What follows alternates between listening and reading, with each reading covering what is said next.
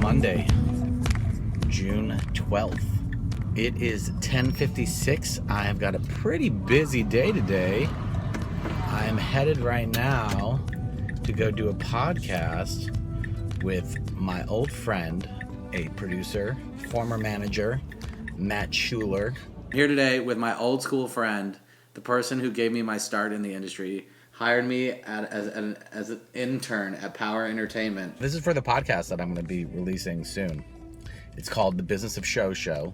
I'll be releasing it soon, talking to writers, directors, producers, actors about their experience, kind of focusing more on the business side, about both the ups and the downs, all the focus, all the hustle that goes into a career in show business, and how they become successful, and mistakes they've made, and kind of looking at it in a very real, honest sense. So people that are thinking about getting into the business have an idea of what is it like, what should my expectations be, so on and so forth. It should be a really great conversation. He hired me for an internship where I eventually got a job as an assistant. And now he's a comedy producer extraordinaire. He produces specials all the time.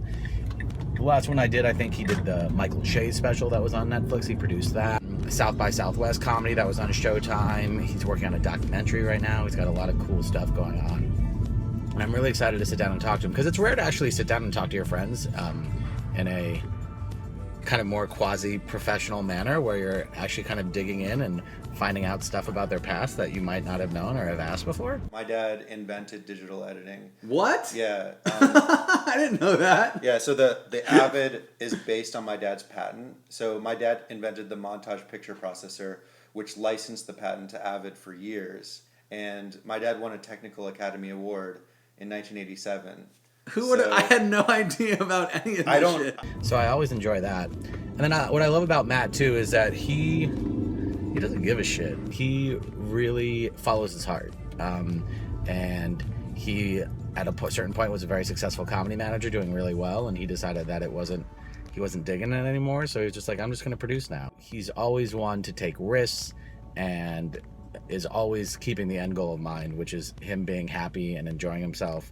If that's not happening, he just switches it up. And then after the podcast, I'm gonna grab lunch with Schuler, and then I'm doing warm-up today. I'm going to the Late Late Show with James Corden.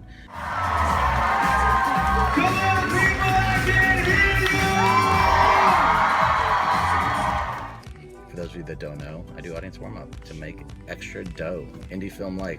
You gotta make the extra dough. And then I'll head on home and do some more work once I get home. Off to the valley. Oh boy.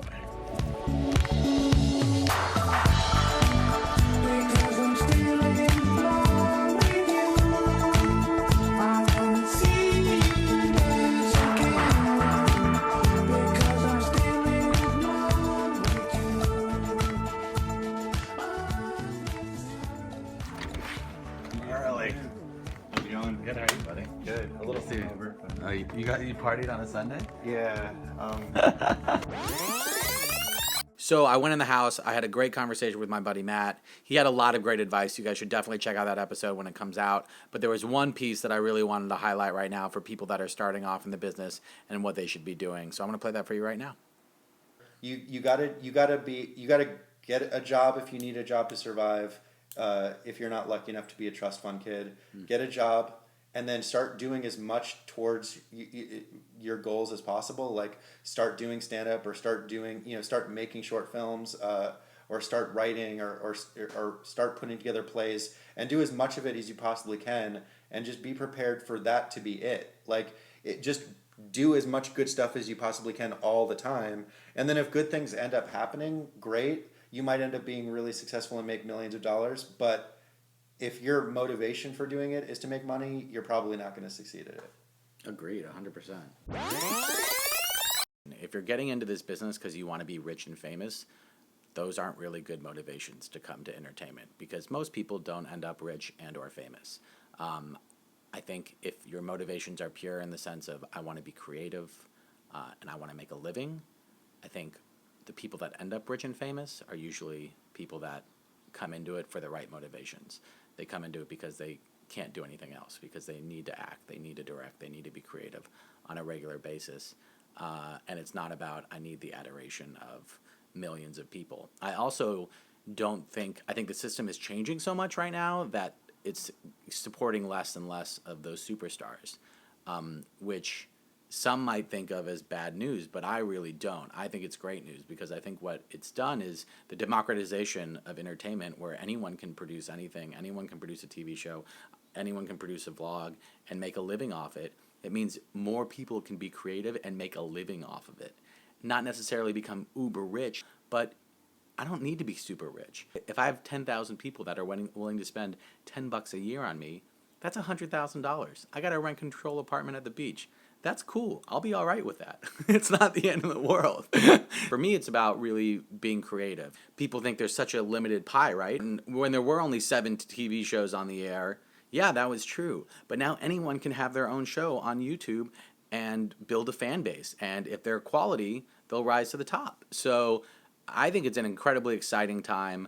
And I think the mindset of just this fierce competitiveness that exists in Hollywood should start changing, because there's enough room for everyone. There's enough room for everyone to have their own web show and to have 10,000, 20,000, 100,000, 500,000 fans. I mean, you look at the ratings for cable television right now for a lot of shows, there are a couple 100,000 people. That's what YouTubers are doing on a regular basis. No problem. YouTubers are reaching just as many, if not more, people than cable television. I really think, there's kind of this prestige and sexiness associated with Hollywood, but I don't think that's going to last much longer.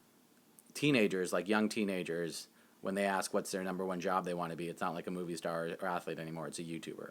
So the world is changing, and I think people getting into the creative business right now, there's so much opportunity. I would just start building and being creative right away, and don't wait, don't ask for permission, and you can make a living. It doesn't mean you're going to be rich, but if you can make a living being creative, can you ask for more than that? All right, did the podcast. Now I'm off to the Late Late Show with James Corden to do some warm-up for them. So I have done audience warm-up for 7 years now. And for those of you that don't know, audience warm-up is basically you're like a third hype man, a third comedian, and a third tour guide. And you're letting the audience know and getting them pumped up for a live television show. The Valley.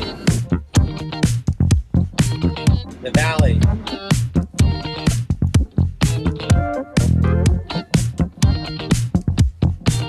The Valley.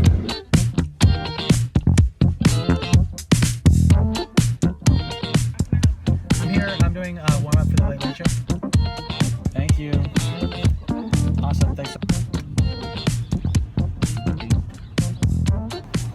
Got a spot.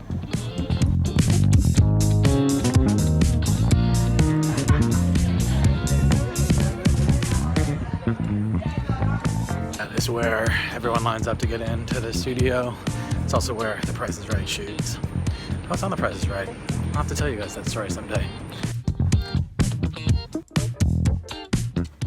I'm up here where all of the guests wait to pop out into the Late Show.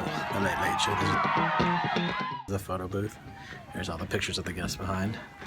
I've got my list of things that I need to remind the audience and the guests and all that stuff. That's what I pretty much do is I come in here, get the rundown, and remind myself what I have to do since I've done this show a number of times. I'm pretty much got it down, but I just give myself some notes.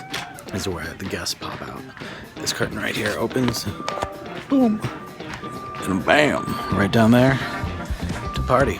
All right, I'm gonna get my work on. The show starts in maybe 45 minutes. The audience is gonna load soon. And I'm gonna rock the mic, baby.